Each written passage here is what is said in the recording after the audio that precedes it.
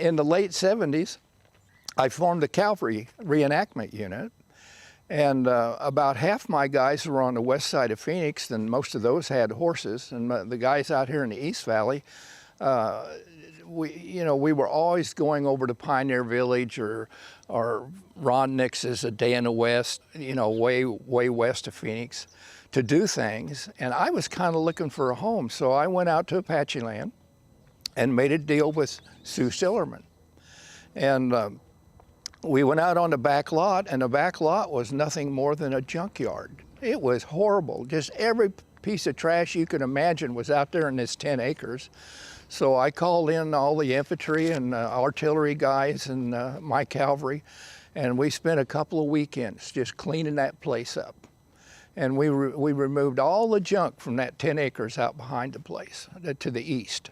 Apacheland had a fort wall in the front and guard towers, and this was to be our home. And we done a lot of things there just for ourselves, reenactments and stuff, and inviting other units from around the state to come in.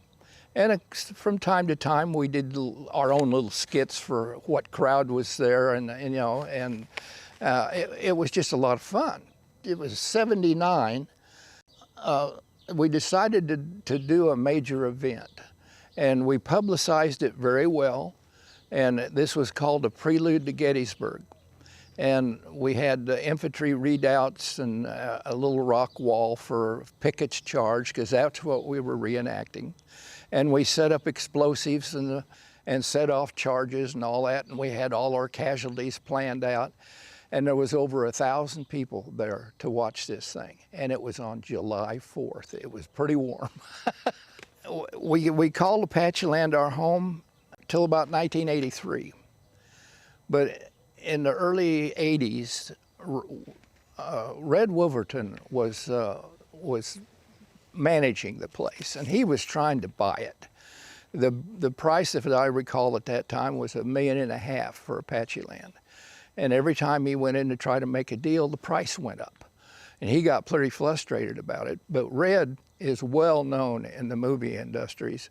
You've probably seen his stagecoach many times in many movies and just didn't even know who it was. But he had a Concorde stagecoach that was made back east. It just absolutely 100% authentic. And it cost $64,000. And he had all his own horses. He always run a 6-up team. And it was my privilege one time. He allowed me to drive his stagecoach. And that was a real experience, to drive a 6-up team. And, but he finally got frustrated and went down to Old Tucson. And that's where most of his movie making was done. It was Old Tucson. And he used to rent stuff from me for the movies. He rented all my saddles for Hubba Bubba Bubblegum commercials. And he rented a wagon from me and attached a team of horses to it, and I drove it in a race that they didn't tell me I wasn't supposed to win. His daughter was supposed to win a race in another wagon, and there was about 20 wagons involved in this race. And that was an exciting experience, I want to tell you, going out of there at full speed. And his daughter liked to never talk to me again. And of course, we had to reshoot the whole thing because she had to win. And then Ron Nix was out there all the time. He helped build the main street of Apacheland. I don't know if he was involved in Hangtown or not, although he talked a lot about it like he was involved.